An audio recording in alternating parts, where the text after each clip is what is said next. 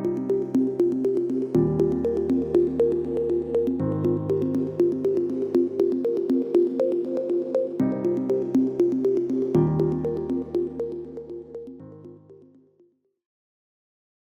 పేరు డాక్టర్ అబ్బాస్.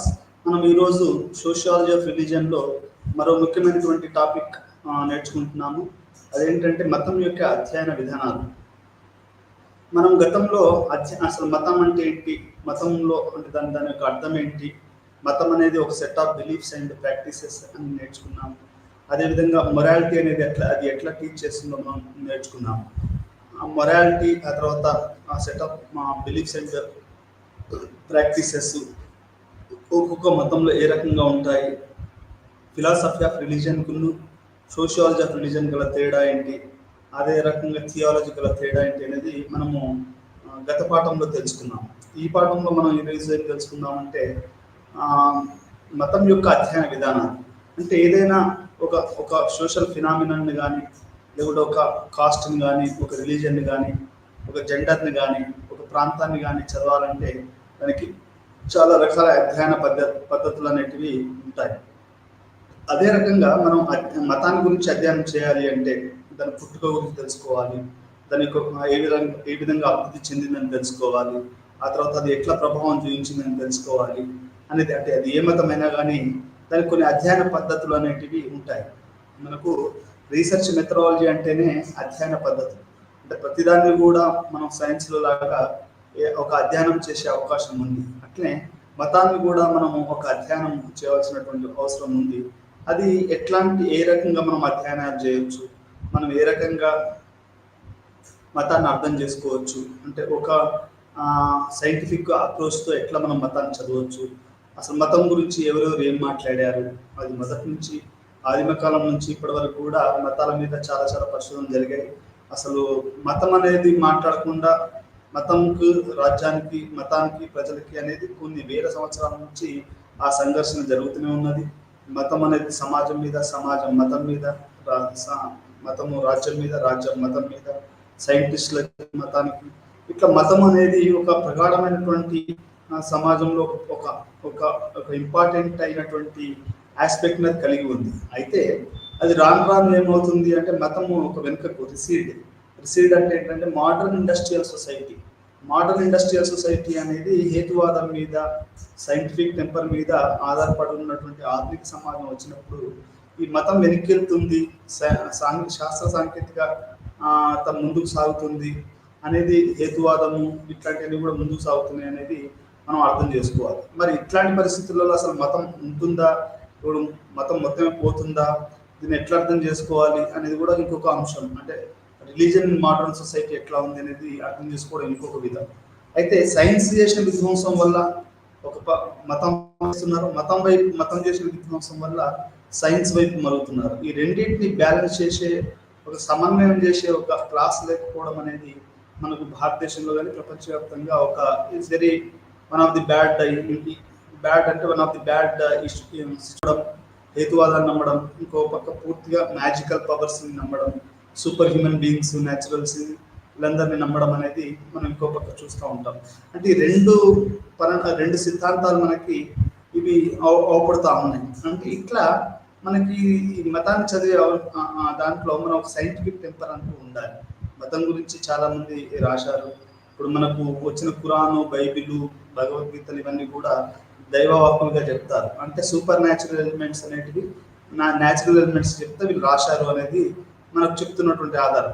కానీ అది ఎట్లా వచ్చింది, సోషలాజికల్గా మనం వీటిని ఎట్లా అర్థం చేసుకోవాలి, సామాజిక శాస్త్ర ప్రకారంగా ఒక సైంటిఫిక్ టెంపర్ తోటి వీటిని ఎట్లా అర్థం చేసుకోవాలి, వీటిని మనం కనుక వివిసెక్షన్ అంటే ఒక మనకు ఇది మన ఏమంటారు పోస్ట్ మార్టం చేస్తే, అంటే మతం ఎట్లా ఆవిర్భావం దానికి ఎట్లా వచ్చింది, దాన్ని కనుక మనం పోస్ట్ మార్టం చేస్తే అది ఏ రకంగా వచ్చింది, ఏ రకంగా మార్పు చెందింది, అది చనిపోవడానికి గల కారణాలు ఏంటి, లేకపోతే మళ్ళీ ఇప్పుడు పునరుజ్జీవం పొందడానికి గల కారణాలు ఏంటివి. ఈ రోజులలో 70వ శతకంలో 80వ శతకంలో భారతదేశ చరిత్ర కనుక చూస్తే 1948లో దేశ విభజన జరిగినప్పుడు మతపరంగానే విభజన జరిగింది. మన భారతదేశం అనేది, ఇండియా పాకిస్తాన్ అనేది మతపరమైన విభజన జరిగింది. అంటే మతం అనేది అంత ప్రధానంగా చూపించింది. ఆ తర్వాత మళ్ళీ భారతదేశ రాజకీయ వ్యవస్థలో కానీ భారతీయ ప్రజలలో కానీ అంత ప్రభావం ఇప్పుడు మతం చూపించలేదు. మళ్ళీ ఇప్పుడు కొత్తగా గత కొన్ని 10-20 సంవత్సరాల నుంచి 30 సంవత్సరాల నుంచి భారతదేశంలో మతం అనేది ఒక ప్రగాఢంగా అది ముందుకొస్తుంది. అది అది జనాలని రాజకీయంగా రంగు పులుముకుంది, రకరకాలైనటువంటి చేస్తున్నారు. అయితే మళ్ళీ దానికి వ్యతిరేకంగా కూడా యువత ఉద్యమం చేస్తారు. అంటే ఇది ఎప్పటికీ ఒక కంటిన్యూషన్గా నడుస్తూనే ఉంటుంది. అయితే ఇక్కడ మనం ఇంత ప్రభావం చూపించే మతాన్ని మనం ఎట్లా అర్థం చేసుకోవాలి? మనిషి మతం లేకుండా బతకగలుగుతాడా లేదా? ఈ మతాన్ని మనం ఏ రకంగా అర్థం చేసుకోవాలనేటిది మనం ఈరోజు పాఠం తెలుసుకుందాం. పరిణామ సిద్ధాంతాన్ని ఏ రకంగా మనం వివరించాలి అంటే ఎవల్యూషనరీ థియరీస్ మనకు మరియు దాని మూలాలను పాజిటివిజము మరియు మేధోవాదంలో కనుక్కోబడాలి. అంటే ఈ పరిణామవాదము అనేది ఎవల్యూషనరీ థియరీస్ ఏం చెప్తున్నాయి అంటే మతం యొక్క పుట్టుక, ఇప్పుడు మనిషి పుట్టుక ఏ రకంగా జరిగింది అనేది చార్లెస్ డార్విన్ తన బయోలజీలో రాశాయి. అంటే మానవ పరిణామ దృష్టి అనే చార్లెస్ డార్విన్ ఏం చేశాడు అంటే తాను ఒక ప్రాంతానికి పోయేటప్పుడు తన పక్కన చాలా మందిని తీసుకెళ్ళేవాడు, యంగ్ సైంటిస్ట్ని. అంటే పక్కన వాటి చెట్ల గురించి రాయడము, లేదంటే బయాలజీ గురించి రాయడం, ఇట్లా వీటన్నిటి గురించి ఆయన రాశాడు. అంటే ఒక్కొక్క చోట ఒక్కొక్క, ఇప్పుడు కప్పలే భారతదేశంలో ఒక రకంగా ఉంటాయి, అమెజాన్లో ఇంకొక రకంగా ఉంటాయి కప్పలు. అంటే దాని అర్థం ఏంటంటే సర్వైవల్ ఆఫ్ ది ఫిటెస్ట్. అంటే ఒక జంతువు కానీ ఒక జీవి కానీ ఒక చోటు ఉందంటే అక్కడ ఉన్నటువంటి ప్రకృతికి అనుకూలంగా అవి బతుకుతాయి అనేది చార్లెస్ డార్విన్ గారు చెప్పారు. ఆయన జీవ పరిణామ సిద్ధాంతాన్ని అంటే evolutionary theories of human society అనేది చెప్పాడు. అంటే మనకు ఎవల్యూషనరీ థియరీస్ అనేవి మన సోషియాలజీలో కూడా ఉంటాయి. అంటే ఈ రిలీజియన్ అనేది ఎట్లా పుట్టింది, అది ఏ రకంగా పుట్టింది అనేది కూడా మనకు పరిణామ సిద్ధాంతాన్ని బట్టి కూడా యొక్క మతం యొక్క మనం దాన్ని అర్థం చేసుకోవచ్చు. దాంట్లో మన ఫంక్షనిస్ట్ సిద్ధాంతాలు, ఫంక్షనిస్ట్ అంటే మతం కూడా సమాజానికి అవసరం ఉంది కాబట్టి అదొక దానికి కొన్ని విధులు ఉన్నాయి కాబట్టి అది ఉందని చెప్పడం అనేది ఫంక్షనిస్ట్ వాదం. అదేవిధంగా పాజిటివ్ వాదం. పాజిటివ్ వాదం అంటే మనం ఏ రకంగా అయితే ఒక వస్తువు చదువుతామో అదే రకంగా మతం కూడా చదవచ్చు అని ఒక సిద్ధాంతం నుంచి మనం మతాన్ని అర్థం చేసుకోవడం అనేది పాజిటివిజం. మరియు మేధోవాదం అంటే ఇంటలెక్చువల్ అంటే మన శాస్త్ర తర్కబద్ధంతో లేకుంటే సైంటిఫిక్ టెంపర్ తోటి మతాన్ని అర్థం చేసుకోవడం అనేది ఇంకొక రకమైనటువంటి మనం మతం యొక్క అధ్యయన విధానంగా మనం చెప్పవచ్చు. ఈ యూనిట్ లో మనం మతం యొక్క ప్రధాన అధ్యయనానికి 2 ప్రధాన విధానం చర్చిస్తాము: పరిణామ మరియు క్రియాత్మక సిద్ధాంతాలు. పరిణామాత్మక సిద్ధాంతం అంటే ఏంటంటే ఎవల్యూషనరీ థియరీ. పరిణామవాదం యొక్క సిద్ధాంతం మరియు దాని మూలాలను పాజిటివిజం మరియు మేధోవాదం గురించి కూడా చర్చిస్తాం. దీంట్లో మనము పాజిటివిజము మరియు మేధోవాదం అంటే ఇంటెలెక్చువల్ గా అంటే ఆలోచన పరంగా ఏ రకంగా మతాన్ని అర్థం చేసుకున్నారు, ఎమిల్ డర్కీమ్ లాంటి వాళ్ళు, మ్యాక్స్ వెబర్ లాంటి వాళ్ళు అనేది కూడా మనం ఈ పాటలో తెలుసుకుంటాం. మానవులు తమ అభివృద్ధి యొక్క ప్రారంభ దశలలో సహజ దృగ్విషయాలను హేతుబద్ధంగా వివరించడానికి మతాన్ని సృష్టించారని భావించిందని మేధోవాద సిద్ధాంతాల ఖాతా ద్వారా మనకు అర్థమవుతుంది. మానవులు తమ అభివృద్ధి యొక్క ప్రారంభ దశలో సహజ దృగ్విషయాలను హేతుబద్ధంగా వివరించడానికి మతాన్ని సృష్టించారని భావించారని మేధోవాద సిద్ధాంతాలు చెప్తున్నాయి.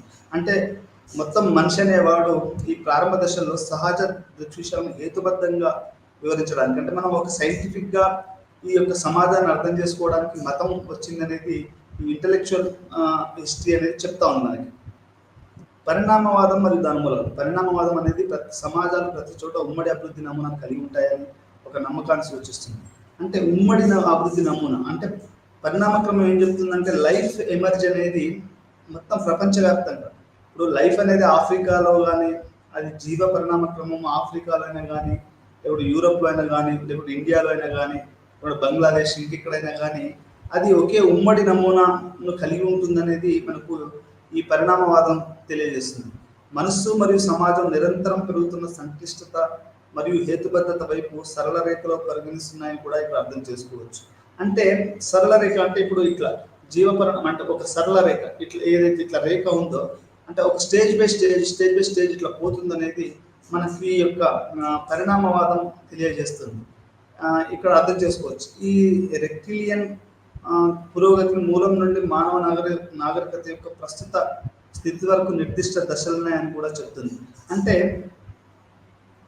ఈ పరిణామవాదం ఏం చెప్తుంది అంటే ఒక ఒక ఒక ఒక లైన్ కనుక మనం ఇట్లా గీస్తే ఆ రకంగా ఒక సమాజం ఒక దశ నుంచి ఇంకో దశకి, ఇంకో దశ నుంచి ఇంకో దశకు వచ్చింది అనేది మనకి ఇక్కడ అర్థమవుతుంది. మనం కనుక ఆగస్ట్ కాంప్టెన్ అంటే ఈ సోషియాలజీ ఫాదర్ అయినటువంటి ఆగస్ట్ కాంప్టెన్ కనుక చూస్తే అతను ఈ యొక్క రిలీజన్ని కూడా అతను చర్చించాడు. అతను లీనియర్ మోడల్లోనే ఈ రిలీజన్ వెళ్తుంది అనేది ఆయన చెప్పడం జరిగింది. సానుకూలత, పాజిటివిజం అంటే సహజ విజ్ఞాన సూత్రాల పట్ల నిబద్ధత. ఇది ఇతర సహజ విజ్ఞాన శాస్త్రం వల్లే సామాశాస్త్రం కూడా సామాజిక దృగ్విషయాల శాస్త్ర వివరణలతో అందించగల నమ్మకాన్ని సూచిస్తుంది. అంటే ఇది ఏం చెప్తుంది అంటే పాజిటివిజం అనేది మిగతా వాటిలాగానే మన మన మన దీన్ని సోషియాలజీ కూడా సైన్స్ని ఎట్లయితే చదువుతారో ఒక నిర్దిష్టంగా అదేవిధంగా మనం రిలీజన్ కూడా చదవచ్చు అనేది ఒక పాజిటివిస్ట్ మెథడాలజీ చెప్తుంది. పాజిటివిస్ట్ ఊహతో ఉన్న పండితులు చాలా తరచుగా మతాన్ని సైన్స్తో విభేదించడానికి ప్రయత్నించారు. వారికి మతం శాస్త్రీయ విశ్లేషణకు గురైనప్పుడు కేవలం అహేతుకమైనదిగా ముగిస్తుంది. అంటే వారికి మతం శాస్త్రీయ గురైనప్పుడు అహేతుకం అంటే వారు విభేదించడానికి వాళ్ళు పాజిటివ్ దృక్పథంతో ఏ రకంగా వచ్చింది మతము అనేది తెలుసుకోవడానికి ట్రై చేస్తారు, కానీ ఇది సైన్స్ తోటి విభేదిస్తుందని వాళ్ళు ఎప్పుడు ఊహించరు. కేవలం అహేతుకమైనదిగా ముగిస్తుంది. ప్రయోగాలు మరియు ఇంద్రియ గ్రహణ శక్తి ఆధారంగా సైన్స్ విశ్వాసం విస్తృతంగా ఉంచబడినప్పుడు మతం దాని విలువను కోల్పోతుందని సానుకూలవాదులు భావించారు.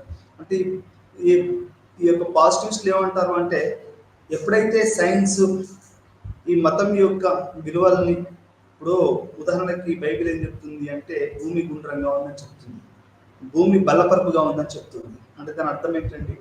భూమి బల్లపరుపుగా ఉందా? లేదు, భూమి అనేది గుండ్రంగా ఉంది. అరిస్టాటిల్ ఆ తర్వాత చాలా మంది గ్రీక్ సైంటిస్టులని ఈ యొక్క భూమి గుండ్రంగా ఉందని చెప్పినందుకు చంపేశారు. అంటే ఎప్పుడైతే సైన్స్ యొక్క విశ్వాసం విస్తృతంగా ఉంచబడినప్పుడు అదేంటంటే దాని విలువ, మతం తన విలువను కోల్పోతుంది. అంటే మతం అనేది రకరకాల కారణాలు, సైన్స్ అడ్వాన్స్ అయిన కొద్దీ ఒకప్పుడు చందమామను ఇప్పుడు మా అమ్మ అన్నం తినకపోతే మా అమ్మ చందమామను చూపించేసేసి అన్నం తినిపించేది. అంటే మన ఇంటికి అది చల్లగా ఉంటుంది, మన ఇంటికి వస్తే బాగుంటుంది. అంటే మామ అనేది చందమామ, మామ అనేది ఒక కూల్ అనేది వాళ్ళకి అర్థమయ్యి ఇట్లా మనకు చందమామను చూపించేవారు. కానీ చందమామ మీద భూమి మీద దానిపైన మనిషిని ఎప్పుడైతే తొలగడం అది మామూలు అయిపోయింది. అంటే ఎప్పుడైతే సైన్స్ అడ్వాన్స్ చెందుతా ఉందో అప్పుడు మనకి ఏమవుతుందంటే ఈ యొక్క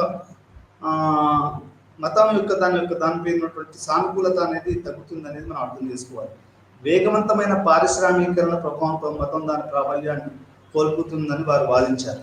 ఈ యొక్క పాజిటివిస్టులు ఏం చెప్తున్నారు అంటే సైన్స్ అడ్వాన్స్ అయిన కొద్దీ, సమాజం అడ్వాన్స్ అయిన కొద్దీ మనకు ఈ యొక్క మతం అనేది తన యొక్క ప్రాబల్యాన్ని కోల్పోతుంది అనేది మనం అర్థం చేసుకోవాలి. అయితే ఈ సైన్స్ అండ్ టెక్నాలజీని కూడా ఇప్పుడు ఆ మధ్యలో మన ప్రధానమంత్రి అంటుండే అన్నాడు ఏమని, ప్లాస్టిక్ సర్జరీ కూడా మనకు మన వినాయకుడు చేసింది కూడా ప్లాస్టిక్ సర్జరీ అని. కానీ అది ఎంతవరకు అంటే సైన్స్ని ఒక మిస్టిఫై చేసేసి అది మనలో ఉంది అని, లేకుంటే విమానాలని మన పుష్ప విమానాలని అని చెప్పడం అనేది ఒక అంటే వాళ్ళు సైంటిస్టులు చేసిన కృషిని ఇది తెరమరుగు చేయడం అని మనం చెప్పుకోవచ్చు. అంటే ఇవి ఒక రకమైన అసహేతుకమైనటువంటి విషయాలు అని మనం అసహేతుకమైనటువంటి వాదనలను చెప్పవచ్చు. అంటే మతాన్ని మళ్ళీ పునరుజ్జీవన చేయడానికి శాస్త్రవేత్తల యొక్క కృషి తక్కువ చేయడానికి ఒక రకమైనటువంటి ప్రయత్నం మనం చెప్పవచ్చు. మేధోవాదం ఏదైనా వివరించడానికి తార్కిక వ్యాయామాన్ని సూచిస్తుంది. అంటే ఒక లాజికల్, అంటే ఇప్పుడు మనం లెక్క 2+2 4 అన్నట్టు ఎట్లయితే లాజికల్గా మనం చెప్పుకుంటామో, లేకుంటే 4+4 = 8 అని చెప్పుకుంటామో, అట్లా ఒక తర్కాన్ని, ఒక లాజిక్ని, ఒక మ్యాథమెటిక్స్ని కనుక మనం ఊహించి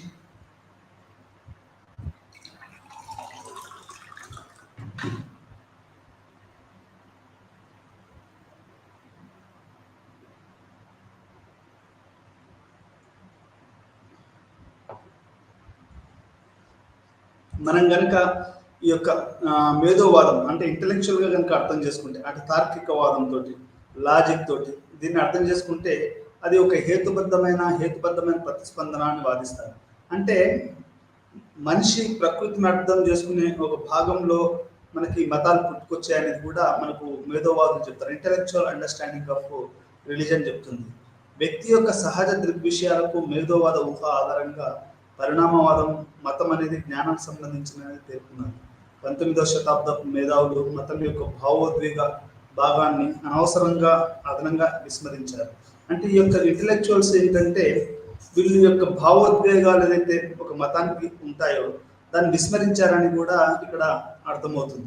తర్వాత 20వ శతాబ్దంలో ఇంటలెక్చువల్స్ మతం పట్ల వారి ఏకపక్ష వైఖరిని విమర్శించారు. అంటే ఇక ఇంటలెక్చువల్స్ మతం పట్ల ఒకే రకమైనటువంటి భావాన్ని కలిగి ఉండడం అనేది కూడా తప్పని తర్వాత వారు చెప్తున్నారు. మతం యొక్క మేధావి సిద్ధాంతాలు, మతం యొక్క ఆవిర్భావం మరియు అభివృద్ధి గురించి ఆలోచనలు మొదట్లో మిషన్ మేష రాశిని వేదికలు మరియు ఆది మానవుల్లో మతం యొక్క స్వభావం గురించి సాహసాల ఆధారంగా రూపొందించాయి. అంటే మొట్టమొదటిసారిగా మతం అనేది ఎట్లా ఏర్పడ్డది అనేది మనకు ఆది మానవుడు అంటే వేల సంవత్సరాల క్రితము మనిషి అనేవాడు ఎట్లా ఉండేవాడు, వాడు ఏ రకంగా దేన్ని నమ్మాడు, మన యొక్క కళలను ఎట్లా అర్థం చేసుకున్నాడు, వీటిని ఏ రకంగా ఒకదానికి పవర్ను అంటగట్టాడు. ఇప్పుడు మనకు టోటమిజం అనేది ఉంటుంది కదా, అంటే టోటమిజం అంటే ఏంటంటే ఇప్పుడు మనకు కుల దేవతలు అనేది నథింగ్ బట్ టోటమిజం. ఇప్పుడు మనకు కులానికి ఒక దేవత ఉంటుంది, కులానికి ఒక దేవుడు ఉంటారు. ఫస్ట్ అదేంటి అంటే మన సోషాలజీలో ప్రకారం చెప్పాలంటే ఫస్ట్ జంతువులు ఉండేవి. మీకు హరప్ప మొహంజాదోరో దాంట్లో మనకు బుల్ అనేది వాళ్ళు ఆ కాయిన్లో బుల్ అనేది అవపడుతూ ఉంటుంది. అంటే ఇక్కడ సోషాలజిస్టులు ఏం చెప్తున్నారు అంటే ఎర్లీ ప్రిమిటివ్ మ్యాన్ రిలీజన్ అది వచ్చినప్పుడు బుల్ అనేది చాలా ప్రభావవంతంగా ఉందేమో అని ఇప్పుడు నాకు అర్థమవుతుంది. కాబట్టి మీరు మొహంజోదారో కనుక కాయినేజ్ కనుక చూస్తే అది బుల్ అనేది మనకు అవపడుతుంటుంది. అంటే early forms of religious life ఏమైంది అంటే వాడు పశువుల్ని పక్షుల్ని వీటిని ఒక దానిగా వాడు చిత్రీకరించాడు. ఆ తర్వాత అది ఏమైంది అంటే ఎప్పుడైతే వాటి మీద కూడా ఆధిపత్యము లేకపోతే వాటి గురించి తెలుసుకున్న తర్వాత వాడు ఏం చేశాడు అంటే మానవుడు అంటే హ్యూమన్ బీయింగ్ ఈజ్ అల్టిమేట్ అన్నట్టు అది సూపర్ హీరోస్ సూపర్ గాడ్స్ వచ్చారు అనేది మనకు ఇంటలెక్చువల్స్ వాదాలు మిగతా వాళ్ళకి చెప్తున్నటువంటి విషయం. అంటే మనిషి తనకు అర్థం కాని విషయాల పట్ల తను ప్రకృతితో పోరాడే సమయంలో పక్క మనిషితో పోరాడే సమయంలో మొత్తం సామాజిక అంటే ఈ నాగరికత ఎట్లా అభివృద్ధి చెందింది అనేది కనుక మనం కొంచెం లోతుకెళ్ళి చూస్తే మనకు అర్థమైంది ఏంటంటే మన పుస్తకంలో రాసింది ఏంటంటే ఈ బుల్లుని లేకుంటే మేకని ఆవుల్ని బర్రెల్ని లేకుంటే గొడ్లని వీటన్నిటిని ఏదైతే వాళ్ళు కాయినేజ్లో ఎర్లీ మ్యాన్ పెట్టాడో దాని అర్థం ఏంటి అంటే వాడు దాన్ని బలంగా ఇప్పుడు ఒక బుల్ అనేది ఇప్పటికీ మనకు తమిళనాడులో మనం కనుక చూస్తే బుల్ ఫైట్స్ జరుగుతూ ఉంటాయి. జల్లికట్టు అనేది నథింగ్ బట్ బుల్ ఫైట్. అంటే అది బలంగా ఉంటుంది, మనిషి కంటే కూడా బలం. అది ఒకసారి కుమ్మిందంటే మా ఊర్లో ఒక ఆడపిల్ల ఉండేది, పెండకు పోయినప్పుడు బర్రె కుమ్మితే ఇది పోయి ఇట్లోంచి వచ్చింది. అంటే అది అంత బలంగా ఉండేది. అంటే అది ఇప్పుడు నేను కూడా పెండకు పోయినప్పుడు చిన్నప్పుడు ఆ బర్రెలకు లేకపోతే ఎద్దులకు దూరంగా వస్తే ఏమైతే అది కుమ్మేస్తే మొత్తం మా ఊళ్ళో చాలా మంది రైతులని ఎద్దు గుమ్మడం వల్ల ఇట్లా చాలా మంది దెబ్బతిన్నారు. అంటే ఇక్కడ నేను చెప్పదలుచుకున్న విషయం ఏంటంటే ఎర్లీ ఫార్మ్స్ ఆఫ్ రిలీజియస్ లైఫ్లో రిలీజన్ అర్థం చేసుకున్న లేకపోతే ఈ రిలీజన్ పుట్టుకలో ఈ టోటమిజము అనేది ఏర్పడ్డది అనేది మనం ఇక్కడ అర్థం చేసుకోవాల్సినటువంటి విషయం. ఉదాహరణకి డి బ్రోసెస్ మతం దాని మూలం ఫెటిసిజంలో ఉందని ఒక సిద్ధాంతాన్ని ముందుకు తీసుకొచ్చాడు. ఇన్మాజికల్టిషన్స్ లేదా వస్తువులు కావచ్చు. అంటే ఫెటిసిజం డి బ్రోసెస్ అంటే ఫెటిసిజం అంటే ఒకదాన్ని నువ్వు ఎద్దు ఆవు ఇంకేదైనా ఫెటిసిజం అంటే దాన్ని ఒక వస్తువులాగా భావించడం అండి. మీకు ఎట్లా చెప్పాలి ఫెటిసిజం అంటే ఇప్పుడు ఫెటిక్ విపరీతమైనటువంటి అభిమానం, అది రకరకాల కారణాలు కావచ్చు, దానికి అది ఏ కారణమైనా కావచ్చు, దాన్ని మనం ఫెటిసిజం అంటాం. ఈ early fetishism bull might have been the reason for the totemism అని చెప్తున్నారు.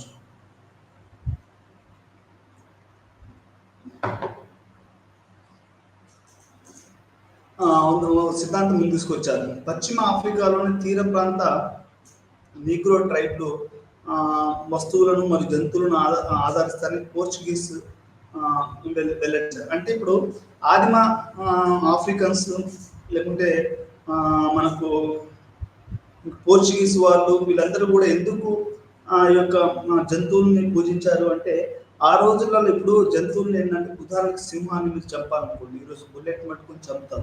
ఆ రోజులలో బాణం పెట్టి చంపేవారు.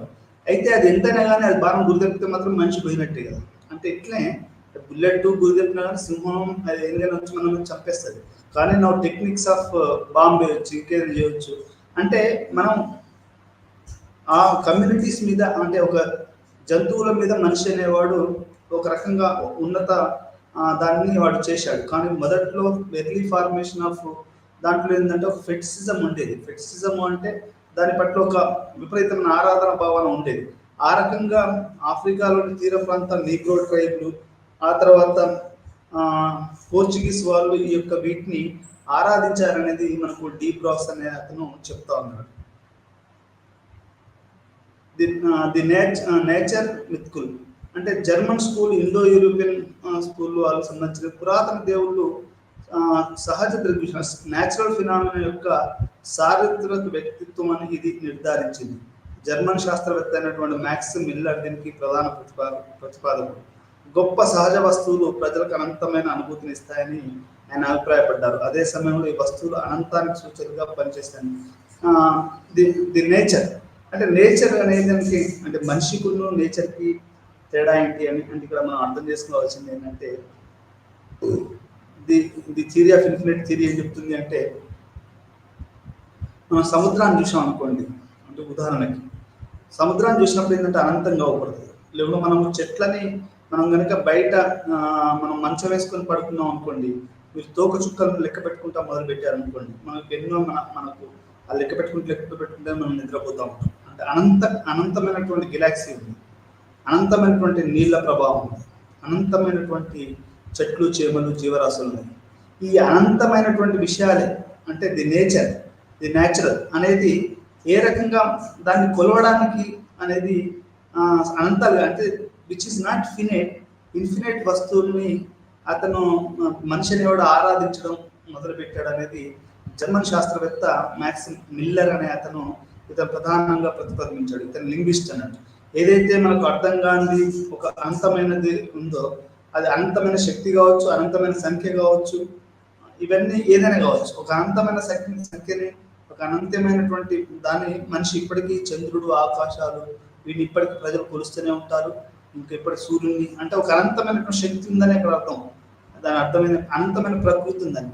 ఏదైతే మనిషికి తన తన తన యొక్క మెదడికి, తన యొక్క జ్ఞానానికి అందదో, అది ది న్యాచురల్ అయితే ఇన్ఫినిటీ ఉందో, దాన్ని అర్థం చేసుకోవడానికి ఈ యొక్క మతం అనేది వచ్చింది అనేది మనకు ఈ యొక్క న్యాచురల్ అని చెప్తుంది. ఘోస్ట్ థియరీ, ఇండో యూరోపియన్ ఆత్మలకు సంబంధించిన మ్యాక్స్ మిల్లర్ కూడా హెర్బర్ట్ స్పెన్సర్ మరియు ఎడ్వర్డ్ టైలర్ ఇద్దరు ఆది మానవుల మత ప్రవర్తనపై దృష్టి సారించారు. ఆదిమ సమాజాలు మతం యొక్క ప్రారంభ రూపాలకు సాక్ష్యాలను అందించాయని విశ్వసించారు. ఈ ఘోస్ట్ థియరీ అంటే దయ్యపు సిద్ధాంతం. ఘోస్ట్ అంటే తెలుగులో మనం దయ్యం అని చెప్పచ్చు. ఈ దయ్యం సిద్ధాంతం ఏం చెప్తుంది అంటే మత ఆవిర్భావానికి ఏం చెప్తుంది అంటే, మనిషి ఇప్పుడు ఫర్ ఎగ్జాంపుల్ మా అమ్మ చనిపోయింది, మా అమ్మ నాకు కళలో వచ్చింది అంటే ఈ కళ ఆత్మ బతికే ఉంది, లేకుంటే అరే వాడిని ఏమన్నా బాగురా, వానికి అదంటే బాగా ఇష్టం, లేకుంటే వాడు దయ్యం వేస్తాడు అంటారు. పెళ్లి కాకపోతే మీకు మీ అందరికి తెలిసేది, ఇప్పుడు ఊర్లలో ఉందో తెలియదు కానీ, పెళ్లి కాకపోతే వాడు దయ్యమై తిరుగుతాడు అనేది ఒక పాతకాలపు థియరీ ఉంది. అంటే అది అట్లా ఉండదు. అంటే ఇప్పుడు ఈ యొక్క మనిషి చనిపోయిన తర్వాత కూడా ఒక మనిషి కళలోకి రావడము, అది అది దాన్ని మనం మనుషులు కొలవడం అనేది జరిగింది అనేది మనకి ఇక్కడ అది మనకు మతానికి ఒక రకమైనటువంటి ప్రేరణ ఇచ్చింది అనేది ఇక్కడ మనం అర్థం చేసుకోవాలి. అందుకే దీన్ని మనం ghost theory of origin of religion అని కూడా మనం చెప్పొచ్చు. సోల్జియారీ లేదా యానిమిజం ఈ సిద్ధాంతం యొక్క మూలం మరియు అభివృద్ధి రెండింటిని పరిగణిస్తుంది. దెయ్యం సిద్ధాంతం దెయ్యపు ఆలోచనలు మతం యొక్క మూలాన్ని వివరిస్తుంది. అయితే ఆత్మ సిద్ధాంతం ఆత్మ యొక్క ఆలోచన యొక్క అంతర్భాగం చెందుతుంది. మరణము, వ్యాధి, దర్శనాలు మరియు కళ్ళ అనుభవాలు. టేలర్ ప్రకారం అభౌతిక శక్తి అంటే ఆత్మ అనుభవం గురించి ఆలోచించేలా ఆది మానవాలను నడిపిస్తుంది. ఆత్మ యొక్క ఈ ఆలోచన మానవ మరియు సజీవ వస్తువుల కంటే ఇతర జీవాలపై అంచనా వేయబడుతుంది. అంటే ఇది ఈ థియరీ ఏం చెప్తుందంటే, ఇది యానిమిజం ఏం చెప్తుందంటే,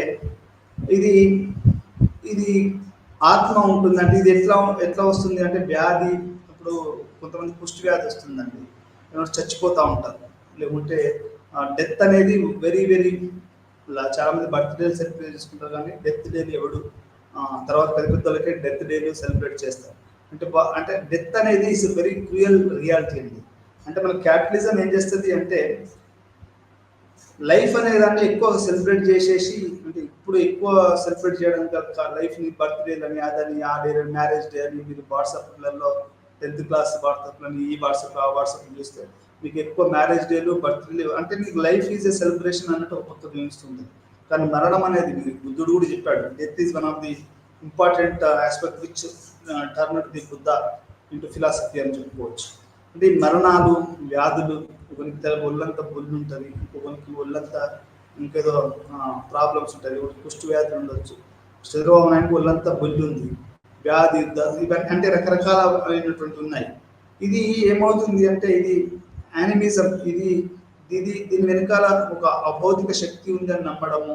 అంటే ఈ మరణం వెనకాల ఒక అభౌతిక శక్తి ఉంది, వ్యాధి వెనకాల ఒక అభౌతిక శక్తి ఉంది. ఈ కళలు, ఇప్పుడు ఏఆర్ రెహమాన్ వాళ్ళ సిస్టర్కి, అంటే ఆస్కార్ అవార్డు విన్నర్ అయినటువంటి ఏఆర్ రెహమాన్ వాళ్ళ సిస్టర్కి అది వచ్చినప్పుడు అతను సూఫీ దర్గా దగ్గర పోవడం, ఆ సూఫీ సాబు ముస్లింలకు మార్చడం ఇదంతా జరిగింది. అంటే ఈ యొక్క అభౌతిక శక్తి గురించి ఎంత మాట్లాడతామో అది టైలర్ ప్రకారం ఈ అభౌతిక శక్తి అంటే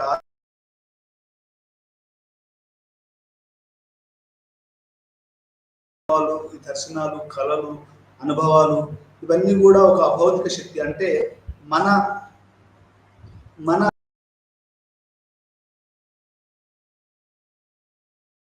యానిమిజం అనేది మనకు చెప్తా ఉంది. ఆత్మ యొక్క ఆలోచనలు మరియు మానవ సహజ వస్తువుల కంటే ఇతర జీవులపై అంచనా వేయబడుతుంది. అంటే ఆత్మ యొక్క ఈ ఆలోచన మానవ మరియు సజీవ వస్తువుల కంటే ఇతర జీవులపై అంచనా వేయబడుతుంది. అంటే సైకో బయాలజికల్ యొక్క మూలాలు అంటే సిద్ధాంతాలలో మూలాలు. ఇవాన్ పిచార్డ్ ఆలోచన యొక్క 2 ప్రవాహాల గురించి మనం డిస్కస్ చేయడం జరుగుతుంది. తీవ్ర మేధో దృక్కోణం, నాసా ప్రతిపాదన మరియు ప్రతిస్పందన తీసుకోండి. భావోద్వేగ సిద్ధాంతాలు ఒక రకమైనటువంటి సమతుల్యతను అందిస్తాయి మరియు భావోద్వేగాలు మతం ముఖ్యమని చూపుతారు. ఇప్పుడు సైకో బయాలజికల్ థియరీస్ ఆఫ్ సోషియాలజీలో కూడా ఒక ఇంపార్టెంట్ ఉంటుంది. మనకి ఇవాన్ పిచార్డ్ ఆయన ఈ సర్సరీ, ఆ తర్వాత మ్యాజిక్, మనం ఇంతకుముందు కూడా తెలుసుకున్నాం. రిలీజన్ అంటేనే మ్యాజిక్, సర్సరీ, భావోద్వేగాలు ఇవన్నీ కూడా ఉంటాయి. అంటే వీటిలో ఇది ఈ రకంగా ఉంటుంది అనేది మనకి ఇవాన్ పిచార్డ్ అని మనం అతని యొక్క ట్రైబల్స్లో చేసినటువంటి రీసెర్చ్లో ఆయన కనుక్కోవడం జరిగింది. 2 ప్రవాహాల గురించి ఇవాన్ పిచార్డ్ చర్చించారు. తీవ్ర మేధో దృక్కోణంలో నాసా ప్రతిస్పందన మరియు ప్రతిస్పందన తీసుకోండి. భావోద్వేగ సిద్ధాంతాలు ఒక రకమైన సమతుల్యతను అందిస్తాయి మరియు భావోద్వేగాలు మతం ముఖ్యమని భావం చెప్తాయి.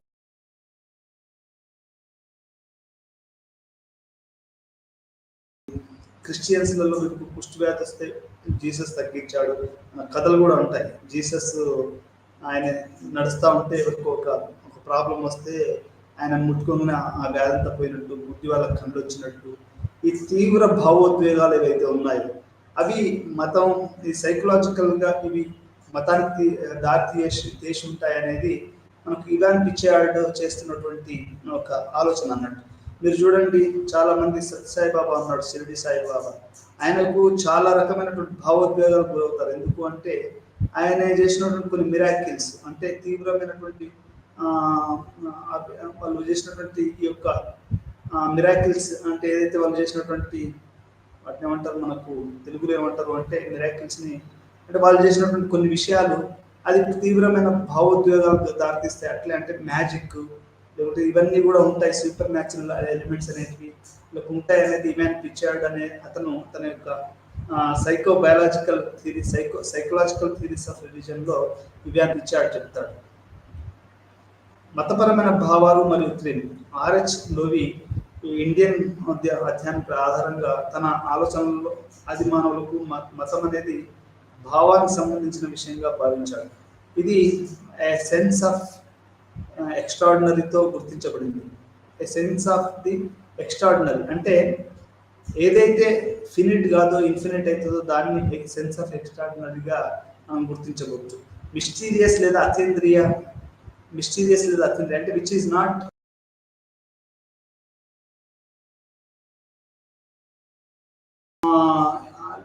ఇది తీస్తుందనేది మనకు ఇక్కడ అర్థమవుతుంది. లోబి చెప్తున్నాడు. మతపరమైన ప్రవర్తనకు బదులుగా అతను ఆశ్చర్యం మరియు విస్మయం యొక్క భావోద్వేగ ప్రతిస్పందనను గురించి రాశాడు. మనకు అంటే ఒక మ్యాజిక్ మరియు విస్మయం అంటే డిస్ప్లే, ఈ రెండు వాటిని గురించి కూడా ఇతను రాశాడు. ఈ భావాలకు దారితీసి ఏదైనా మత లక్షణం అని చెప్పవచ్చు. అంటే ఒక ఆశ్చర్యానికి అంటే థ్రిల్ అండ్ ఫీల్. అంటే ఇప్పుడు కొంతమంది, ఇప్పుడు మా ఇంటి పైన ఉన్న వాళ్ళు దేవీ మాత దగ్గర పోవాలి, ఎక్కడున్న హిమాచల్ ప్రదేశ్లో ఎక్కడ ఉంది అక్కడ పోవాలనేది వాళ్ళ కోరిక. అది దేవీ మాత టెంపుల్ని చూడాలని చాలా మందికి ఒక థ్రిల్ గురవుతారు. లేకుంటే వెంకటేశ్వర స్వామి దగ్గర పోగానే ఒక థ్రిల్, ఆశ్చర్యానికి మరియు ఒక చరిత్ర విస్మయానికి గురవుతారు.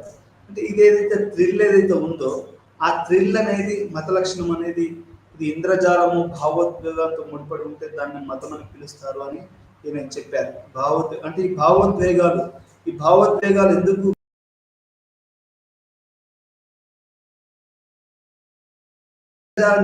ఇంద్రజాలం చేశారు అనేది వాళ్ళు చెప్తున్నటువంటి కొన్ని అంశాలు. దానికి మతం అని పిలుస్తారు. భావోద్వేగం కంటే కంటెంట్ మాయాజాలం లేకుండా లోబికి సైన్స్ సమానంగా ఉంటుంది. అంటే దీన్ని సైన్స్ వాళ్ళు కొంతమంది వ్యతిరేకిస్తారు, కొంతమంది అని కాదు చాలా మంది వ్యతిరేకిస్తారు. ఇప్పుడు మా యూనివర్సిటీలో సైన్స్ ఫర్ పీపుల్ అనే దాంట్లో మేము నిప్పుల మీద నడిచాము. నిప్పుల మీద నడవడం అంటే అదేం కాలదు, ఏం కాదు. కానీ అదే మనకు రిలీజియస్ అయితే అది ఒక భావోద్వేగ ప్రోగ్రామ్గా చూస్తారు.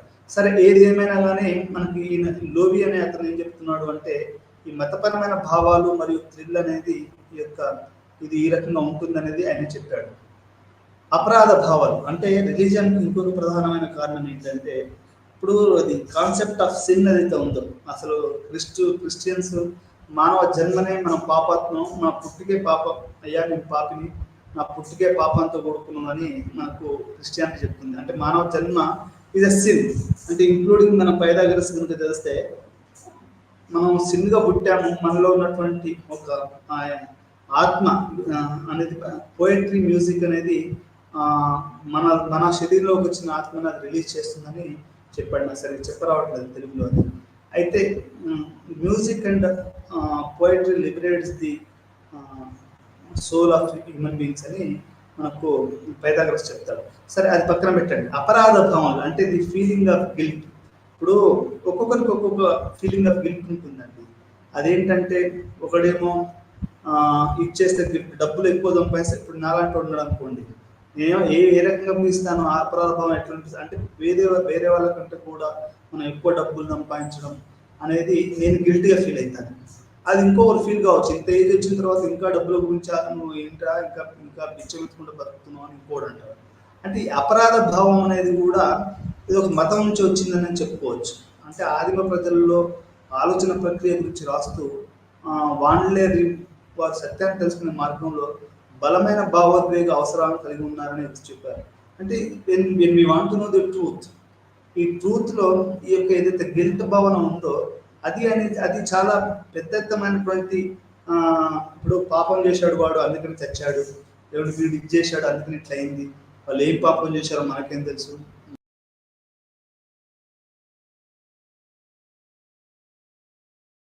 చెప్తా ఉండదు. అంటే గిల్ట్ కాన్షియస్నెస్ ఏదైతే ఉందో ఇది పాపం పుణ్యం అనేది చాలా ప్రభావం చూపిస్తుంది అనేది మనం ఇక్కడ అర్థం చేసుకోవాలి.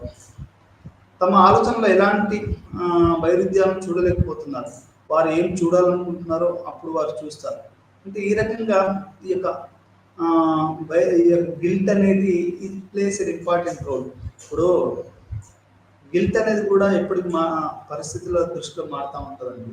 ఒకప్పుడు earning money was a guilt, అంటే అదొక సిన్ లాగా చూసేవాళ్ళు. అంటే ఎక్కువ సాదాసీదాగా బతకడం, అందరు సమానంగా బతకడం, it was an part of society.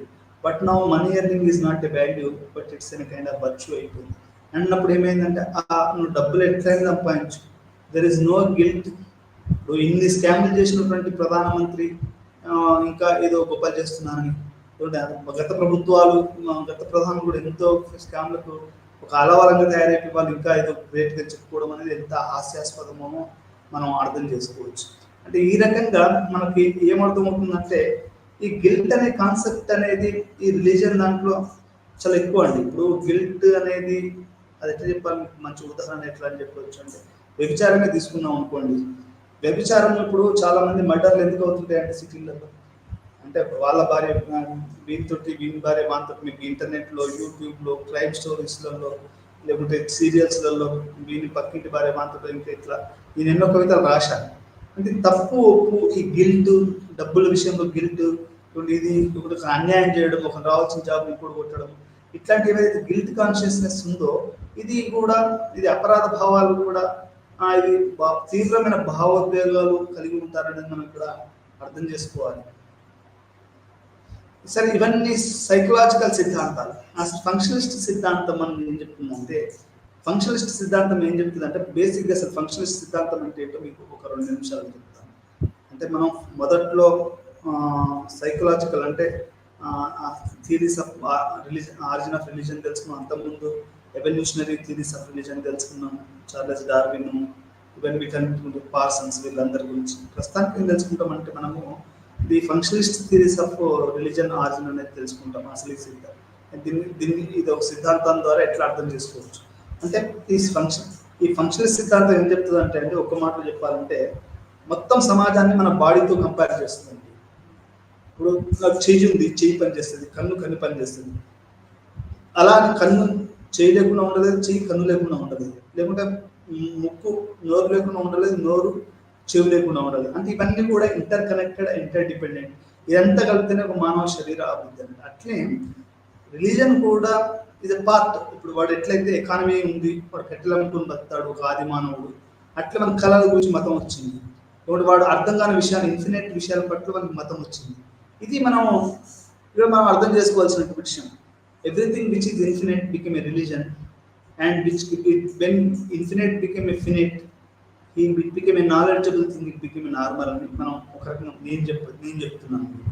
అంటే ఈ రకంగా మనకు ఈ యొక్క ఫంక్షనలిస్ట్ సిద్ధాంతం ఏం చెప్తుంది అంటే, బేసిక్గా ఏం చెప్తుంది అంటే ప్రతి ఒక ఆచారం ఉంది అంటే అది మతమే కానివ్వండి, కులమే కానివ్వండి, లేకపోతే ఇంకేదన్నా, లేకుంటే రేసే కానివ్వండి, జెండరే కానివ్వండి, ఫ్యామిలీ కానివ్వండి, స్కూలే కానివ్వండి, కాలేజీ కానివ్వండి, పోలీస్ స్టేషన్లే కానివ్వండి, ఆర్మీ కానీ, ప్రతి దానికి కూడా ఒక ఫంక్షనలిజం అనేది ఉంటుంది అనేది మనం ఇక్కడ అర్థం. అంటే దానికి సమాజానికి అది ఏదో కొంత అది పనిచేస్తుంది. పరస్పర రకరకాల విభాగాలు ఉంటాయి, వాటి మధ్యలో పరస్పరంగా ఒకరికి సహాయం చేసుకుంటూ ఒకరి మీద ఇంకొకరు ఆధారపడి ఉంటాయి.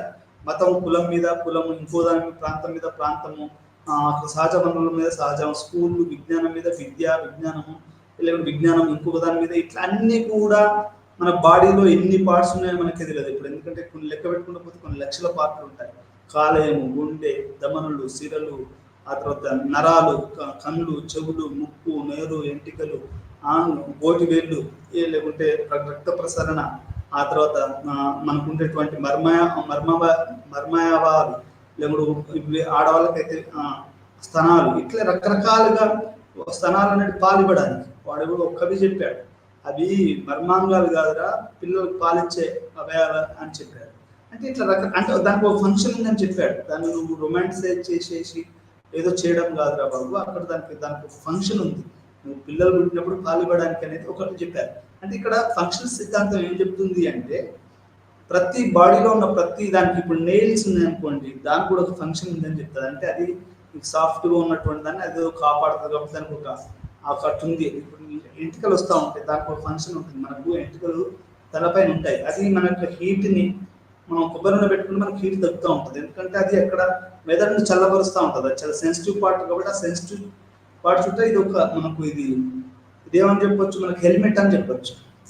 మనం తలకాయ మీద కనుక బండి నడుపుతుంటే హెల్మెట్ ఎట్లా పెడతామో, మన జుట్టు అనేది మన మెదడు దాని కింద ఒక సెన్సిటివ్ ఇష్యూ ఉంది కాబట్టి అది మనకు దాన్ని కాపాడుతందుకు ఆ పైన ఎంటికలు వచ్చాయి. అంటే ఆ సెన్సిటివ్నెస్ని కనుక అది పైన కాపాడు గడ్డిలాగా అన్నప్పుడు, మనం చిన్నప్పుడు మీకు అందరికీ తెలుసు, మనకు ఏంటి, మన ఈత పనులు పండాలి అంటే దాన్ని గడ్డిలో పెట్టుతారు. అంటే దాని జాగ్రత్తగా ఉంటుంది. అట్లే మన మెదడు కూడా లోపల చాలా చాలా సున్నితంగా ఉంటుంది. ఆ సున్నితత్వాన్ని పైన ఇది కాపాడుతుందని చెప్పొచ్చు. అంటే ఎంటికలకు ఉన్న ఫంక్షన్ ఏంటి? ఆ మెదడును అక్కడ దాని కిందనే ఒక ఒక ఒక సెన్సిటివ్ అంటే ఒక సున్నితమైనటువంటి ఆలోచించే ఒక మెదడు ఉంది కాబట్టి దాన్ని కాపాడుకోవడం అని నాకు ఇప్పుడు అనిపిస్తుంది. అంటే మన ఫంక్షనల్ సిద్ధాంతం ఏం చెప్తుంది అంటే ఒక శరీరంలో ఉన్న ప్రతి అది కూడా మొత్తం దానికి ఉపయోగపడుతుంది, అలాగే మొత్తం కూడా దానికి ఉపయోగపడుతుంది. అంటే ఏది కూడా inter dependent and inter connected, అంటే ఒకటికొకరు పరస్పరము డిపెండెంట్గా ఉంటాయి, ఒకదాని మీద ఒకటి ఆధారపడి ఉంటాయి. ఇంటర్ డిపెండెంట్, ఇంటర్ కనెక్టెడ్, ఒకదానికి ఒక సంబంధం కలిగి ఉంటాయి, మరియు ఒకదాని మీద ఒకటి ఆధారపడి ఉంటాయి అనేది మనకు ఇది బాడీ ఎనాలజీ. మన శరీరం ఎట్లయితే ఉందో సమాజం కూడా, మతం కూడా తనకు అర్థం కాని విషయాలను తీసుకురావడానికి మతం వచ్చిందనేది మనం ఇక్కడ అర్థం చేసుకోవాల్సినటువంటి విషయం.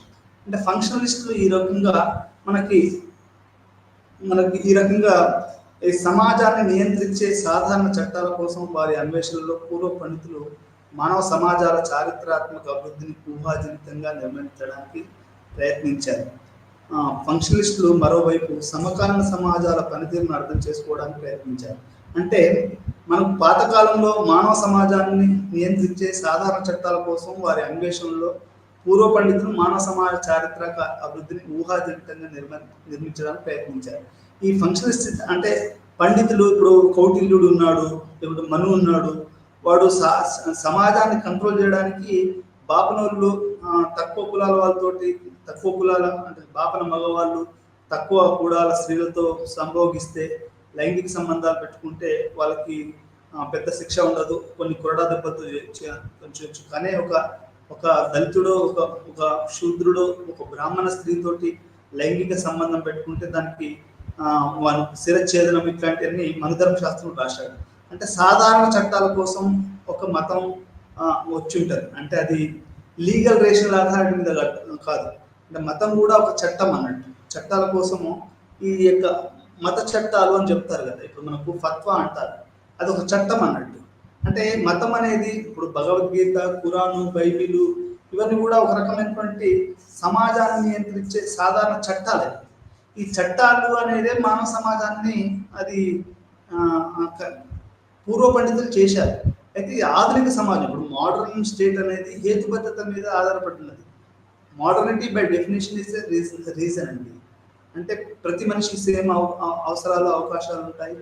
అట్లా ఇది దాని ఆ ప్రిన్సిపల్ మీద మనకు ఇది ఆధారపడ్డది. ఇప్పుడు ఎందుకు నెహ్రూ గురించి, ఎందుకు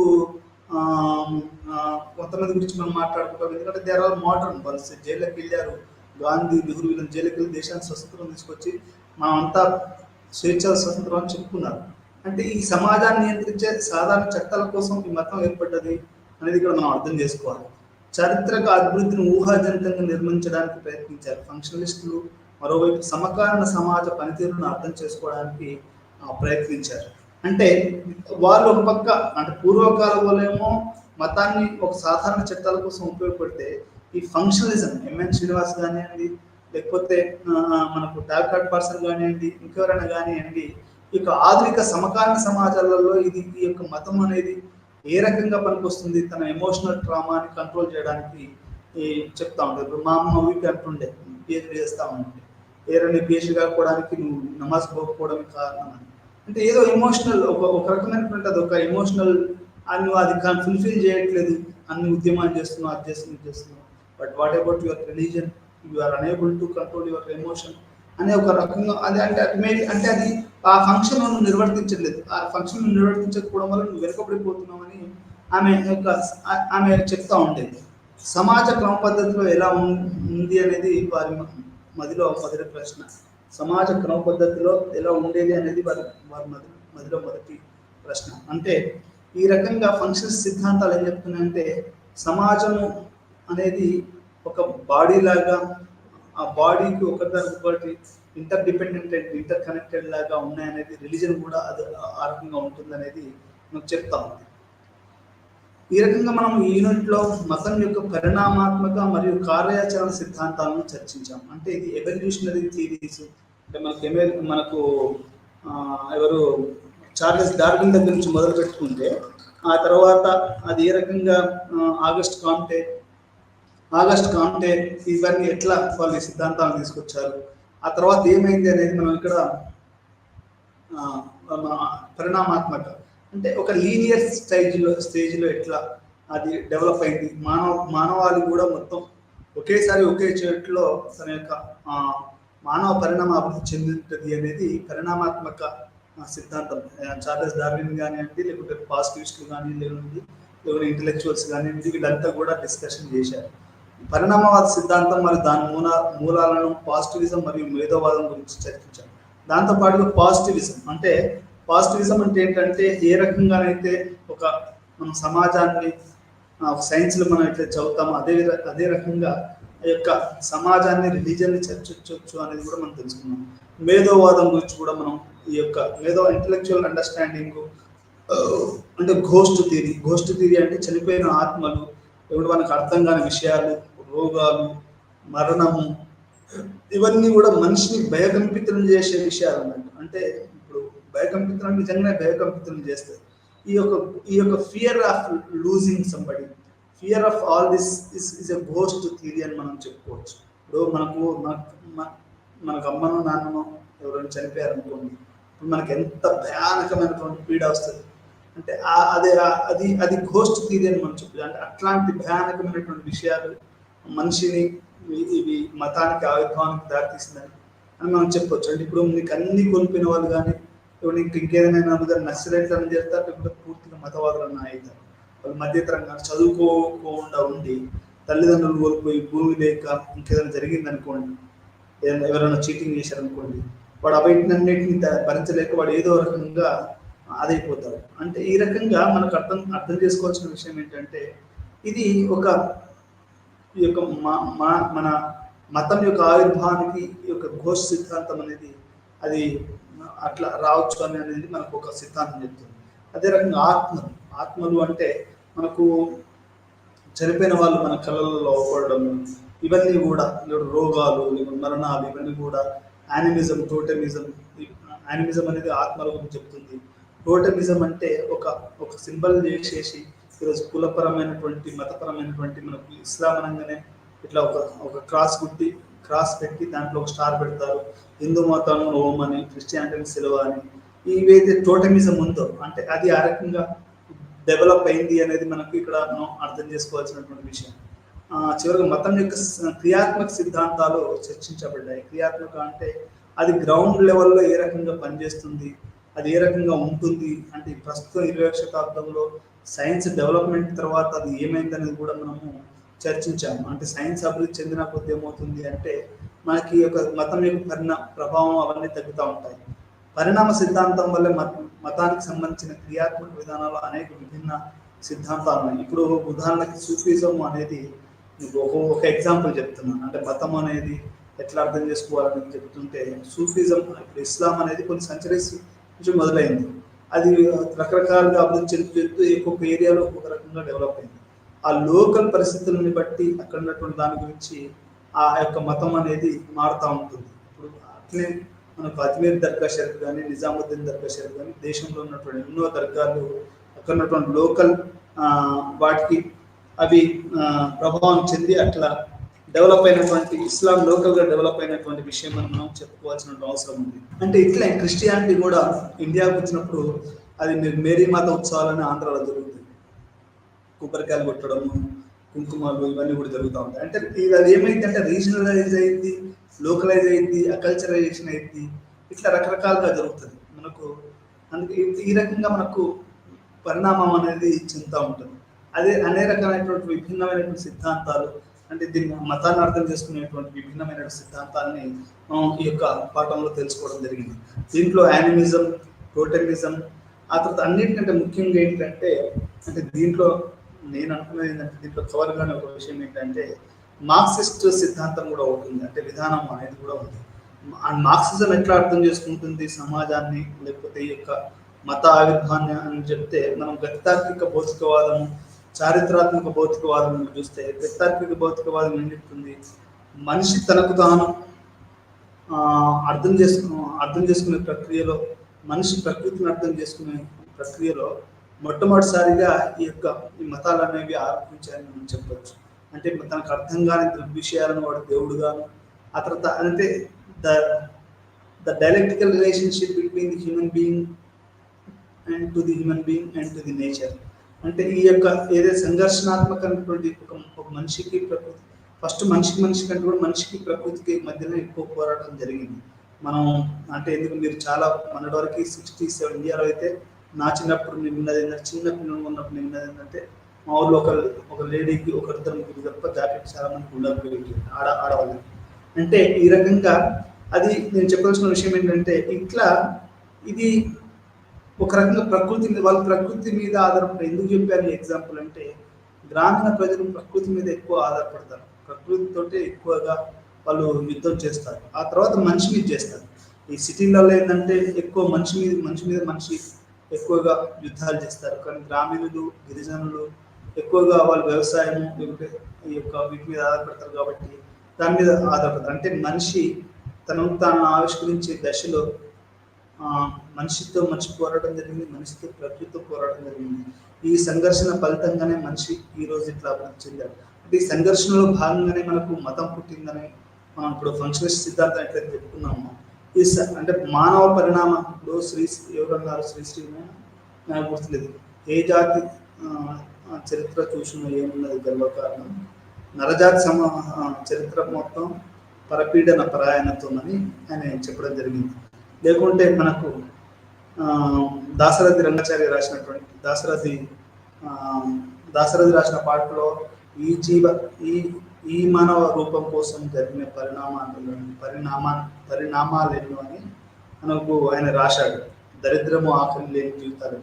అంటే ఇక్కడ మతం కూడా నేను చెప్పాల్సిన ఎందుకు చెప్పని ఉదాహరణ అంటే, మతాన్ని కూడా ఒక మ్యాజికల్ వే లేకుంటే ఒక సూపర్ న్యాచురల్ వేలో కాకుండానే అది మనిషి తను అభివృద్ధి చెందే దశలో మాట్లాడుకోవడము, తర్వాత చర్చించడము, వీటన్నిటి వల్ల అంటే తనకు ప్రకృతికి మనిషికి జరిగినటువంటి ఒక సంఘర్షణలో మతం అనేది పుట్టింది అనేది మనము ఇక్కడ అర్థం చేసుకోవాలి. ఈ మార్క్సిస్ట్ అందుకనే కార్ల్ మార్క్స్ ఏమంటాడు అంటే మతం అనేది ఒక మత్తు అని చెప్తాడు. అంటే ఆ మత్తులో పడ్డ తర్వాత ఇక నీకు ఇంకేం అవపడదు. అంటే నీకు అన్ని దేవుడే చూసుకుంటాడు, అన్ని రాముడే చూసుకుంటాడు, అన్ని అల్లానే చూసుకుంటాడు, అన్ని జీసస్ చూసుకుంటాడు, నువ్వేం చేయాల్సిన అవసరం లేదు. అందుకని కొంతమంది పిచ్చర్లు తిరుగుతూ ఉంటారు అనమాట. అంటే ఇప్పుడు అన్ని చూసుకుని ఇప్పుడు నీకు మనిషి అనేవాడు ఇక పని చేయాల్సిన అవసరం లేదు. ఇప్పుడు నువ్వు ఇక దేవుడే అన్ని చూసుకుంటాడు అన్నప్పుడు ఇక నువ్వు నీ ఇంట్లో పడుకోవడమే కదా, ఇంకా అన్నం అనేది. అంటే ఇది ఒక రకమైనటువంటి ఇదన్నమాట. అంటే ఒక సూపర్ న్యాచురల్ ఎలిమెంట్స్ ని చెప్పడం, అది నమ్మేవాళ్ళు కూడా ఉన్నారండి, ఎందుకు లేరు. ఇప్పుడు మనిషి తెల్లారి పని చేసుకోవాలి, వ్యవసాయం ఏదో చిన్న బిజినెస్ అని చేసుకోవాలి, ఇంకేదో చేసుకోవాలి. మా తాతల ఇప్పుడు ఫర్ ఎగ్జాంపుల్ మా తాతగారు ఏదో మీడియా వ్యాపారం చేసేవారు, మా అమ్మ నాన్న చిన్న జాబ్ అది చేసేవారు, నేను చిన్న జాబ్ చేస్తున్నాను. మనిషి ఏదో ఒకటి చేయకపోతే బతకలేము కదా. నేను అల్లాహ్ బతుకుంటే నాకు మహమ్మద్ ప్రవక్తను లేకపోతే ఆయన పైన ఆయన చేసిన దేవుడు వచ్చిందనైతే అంటే అది ఉండాలి ఇది ఉండాలి అంటే బోత్ ఉండాలి అనేది కదా ఇక్కడ మనం చెప్పుకోవాల్సిన విషయం. అంటే ఇక్కడ ఏంటి అంటే ఈ మార్క్సిస్ట్ సిద్ధాంతం ప్రకారం మనం చూస్తే ఏదైతే ఈ సూపర్ న్యాచురల్ పవర్స్ ఉన్నాయో అవన్నీ కూడా ఏముండవు. అంటే అది నువ్వున్నావు, ప్రకృతి ఉంది, ఒక ఇన్ఫినిట్ వరల్డ్ ఉంది, దాన్ని అర్థం చేసుకునే ప్రయత్నం మనం చేయాలి. దీంట్లో భాగంగానే మనకు ఇది మొత్తం సమాజం యొక్క కీలక రహస్యాలు లేకపోతే కీలకమైనటువంటి అది ముడిపడి ఉంది. ఇందులో భాగంగానే మనకు మతం ఒక సాధారణ చట్టాలు చేసే రూపంగా మనకు ఈ మతం వచ్చింది అనేది మనకు మొదట అర్థం కావాలి. ఈ సాధారణ చట్టాలని ఇప్పుడు ఆధునిక చట్టాలు మొత్తం వాటిని మార్చేసాయని మనం చెప్పచ్చు. ఈరోజు మనకు రామాయణ మహాభారతాలలో లేకపోతే చేసినట్టు ఎట్లా పడితే అట్లా మనం ఆడవాళ్ళు ఒక్కొక్క రాజు వందలాది మంది స్త్రీలు ఉంచుకునేవాళ్ళు, కానీ ఈరోజు ఆ పరిస్థితి లేదు. ఆధునికమైనటువంటి దేశంలో మోడర్న్ లాస్ వచ్చిన తర్వాత మనకు ట్రెడిషనల్ లాస్ అన్ని, అది మీకు హిందూ ట్రెడిషనల్ అయినా, ముస్లిం పర్సనల్ అయినా, క్రిస్టియన్ పర్సనల్ అవన్నీ పోయి కొత్త వాటి దశలో కొత్త వచ్చాయి. అంటే మొత్తము మతపరం అనేది పోయి ఒక రకమైన ఆధునికమైన సిద్ధాంతాలు, హ్యుమానిటీ, రేషనాలిటీ వీళ్ళు ఉంటే వీటన్నిటి మీద కూడా మనకు ఆధునిక చట్టాలు వచ్చాయి. మార్క్సిజం, ఇలాంటి సమానత్వం, ఈక్వాలిటీ, ఫ్రెటర్నిటీ, లిబర్టీ, వీటన్నిటిని మనకు కొత్త చట్టాలు వచ్చాయి, కొత్త పరిణామాలు వచ్చాయి. మనకు మతం కూడా దానికి అనుకూలంగా ఈరోజు పూర్తిగా తన యొక్క కొత్త రూపాన్ని సంతరించుకుంటుంది అనేది కూడా మనం ఇక్కడ అర్థం చేసుకోవాల్సినటువంటి విషయం. చివరిగా ఈ పాఠాన్ని ముగించే ముందు మనం ఒకసారి మొదటి నుంచి ఒకసారి చూద్దాం. మనం ఈ పాఠంలో పరిణామ సిద్ధాంతాన్ని మనం వివరించుకున్నాము. దాని మూలాలను పాజిటివిజంలో మరియు మేధోవాదంలో కనుక్కున్నాము. దీంతో పాటు సైకో అంటే ఒక మానసిక సైకో సిద్ధాంతాలను కూడా తెలుసుకున్నాము. ఫంక్షనిస్ట్ సిద్ధాంతాలను కూడా తెలుసుకున్నాము. అదే రకంగా క్రియాత్మక సిద్ధాంతం అది ఏ రకంగా ఉందో అనేది కూడా మనం తెలుసుకున్నాము. ఈ మ్యాప్ కనుక మనం చూస్తే మన భారతదేశము లేకుంటే కొన్ని దేశాల పక్కన పాకిస్తాన్లో మత ప్రభావము, ఆ తర్వాత ఈ పక్కన ఉన్నటువంటి దేశాలలో మత ప్రభావం ఎక్కువగా ఉన్నట్టు over 90% there is importance of religion అనేది ఉంది. అదే 80 to 90% అనేది మనకు ఆ పక్క దేశాలలో ఉంది. అదే రకంగా మనం లీస్ట్ అంటే అమెరికా ఈ దేశాలలో మతాన్ని పట్టించుకున్న వాళ్ళు చాలా తక్కువ మంది అనేది మనకు అర్థమవుతుంది. మనకు ఆస్ట్రేలియా ఈ దేశాలలో కూడా మనకు మత ప్రభావం తక్కువగా ఉంది అనేది మనకు ఇక్కడ అర్థమవుతుంది. కానీ మన ఇండియా లాంటి మన రెడ్ కంట్రీ ఇప్పుడు చూడండి, over 90% of the situation is that there is influence of the religion in India and Pakistan and ఈ పక్క దేశాలు. ఎక్కడైతే ఇక్కడ మానవ హక్కులు లేదు, మన్ను లేదు, ఏం లేదు, ఇక్కడ సైంటిఫిక్ విజ్ఞానం ఇంకా అంతగా అభివృద్ధి చెందలేదు అనేది మనకి ఇక్కడ ఈ మ్యాప్ ద్వారా మనకు ప్యూ రీసెర్చ్ సెంటర్ చేసినటువంటి ఒక పరిశోధన ఫలితం ఏం చెప్తుంది అంటే, ఈ ప్రపంచం మొత్తంగా మనం చూస్తే ఇండియా, పాకిస్తాన్ లాంటి దేశాల్లోనే ఈ మత ప్రభావం ఎక్కువగా ఉన్నట్టున్నది. వేరే దేశాల అవన్నీ చూస్తే మనకి ఈ మత ప్రభావం తక్కువగా ఉన్నట్టు మనకు ఇవన్నీ తెలుస్తా ఉంది. అంటే ఈ పాఠంలో మనం మతం యొక్క అధ్యయన విధానం అంటే how to study, what are the theoretical backgrounds of the religion అనేది మనం తెలుసుకున్నాము. ఆ తర్వాత పరిణామాత్మక క్రియాత్మక సిద్ధాంతాలు, ఆ తర్వాత పాజిటివిజం గురించి కూడా మనం తెలుసుకున్నాము. దీన్ని హేతుబద్ధంగా అర్థం ప్రారంభ దశలో ఏ రకంగా ఉందో హేతుబద్ధంగా అర్థం చేసుకోవడానికి మనం భావించాము. ఆ తర్వాత పరిణామవాదము, దాని మూలాల గురించి తెలుసుకున్నాము. అంటే పాజిటివిజము అది ఎట్లాంటి నిబద్ధత కలిగి ఉంది అనేది కూడా మనం ఈ యొక్క పాఠంలో తెలుసుకున్నాము. మేధోవాదం అంటే ఇంటలెక్చువల్స్ ఏ రకంగా తార్కికంగా మనకు ఈ యొక్క మతాన్ని అర్థం చేసుకోవడానికి ప్రయత్నించారని తెలుసుకున్నాము. అదేవిధంగా మతం యొక్క మేధావి సిద్ధాంతం అంటే ఇంటలెక్చువల్ హౌ ఏ రకంగా మతాన్ని పుట్టిందనేది చెప్పారు అనేది కూడా మనం తెలుసుకున్నాము. అదే రకంగా అది నేచర్ అనేది నేచురల్గా ఎట్లా వచ్చింది అనేది, నేచురల్ సిద్ధాంతాలు ఈ యొక్క రిలీజన్ ఎట్లా వచ్చాయని తెలుసుకున్నాము. ఘోస్ట్ థియరీ ఆఫ్ రిలీజన్ కూడా మనం తెలుసుకున్నాము. అదేవిధంగా ది యానిమిజం అంటే ఆత్మలు, పరమాత్మలు, అభౌతిక శక్తులు వీటి గురించి అది ఏ రకంగా టైలర్ ప్రకారము ఇది వచ్చిందని తెలుసుకున్నాము. సైకోబయాలజికల్ థియరీస్ మతం ఎట్లా వచ్చింది అనేది కూడా తెలుసుకున్నాము. మతపరమైన భావాలు మరియు థ్రిల్ అంటే ఒక సైకలాజికల్ భావోద్వేగాలు ఎట్లా, జై శ్రీరామ్ అంటాడు ఒకడు, ఇంకో అల్లాహు అక్బర్ అంటాడు, ఇంకోటి ప్రైజ్ ద లార్డ్ అంటాడు, పేద గర్వడాలు, ఇవన్నీ కూడా ఉంటాయి. అంటే ఒక మతపరమైన భావాలు, థ్రిల్ అనేది ఏ రకంగా ఉంటుంది, అది ఏ రకంగా దానికి గురి చేస్తుంది. అంటే దీనికి కారణం ఏంటంటే హేతువాదం ఎక్కువైనప్పుడు ఇవన్నీ కూడా బయటకు వస్తాయి, ఇవి ఎక్కువైనప్పుడు మళ్ళీ హేతువాదం బయటకు వస్తుంది అనేది మనం ఇక్కడ అర్థం చేసుకోవాలి. అపరాధ భావాలు, గిల్ట్ అనేది కూడా ఏ రకంగా మనుషులను చూపిస్తుంది. మోడర్నిటీలో గిల్ట్ అనేది ఏం లేదండి, అంటే ఒక మళ్ళీ యానిమల్ ఫామ్లోకి వస్తున్నాం అనేది కొంతమంది చెప్తున్నారు. ఫంక్షనలిస్ట్ సిద్ధాంతాలు ఏ రకంగా ఉన్నాయనేది కూడా మనము ఈ యొక్క పాఠంలో తెలుసుకున్నాము. ఆ తర్వాత చివరకు ఈ పాఠం ఈ రకంగా ముగిస్తున్న అంతవరకు సెలవు. మరొక పాఠం మళ్ళీ వెళ్తాం. అప్పుడు సెలవు.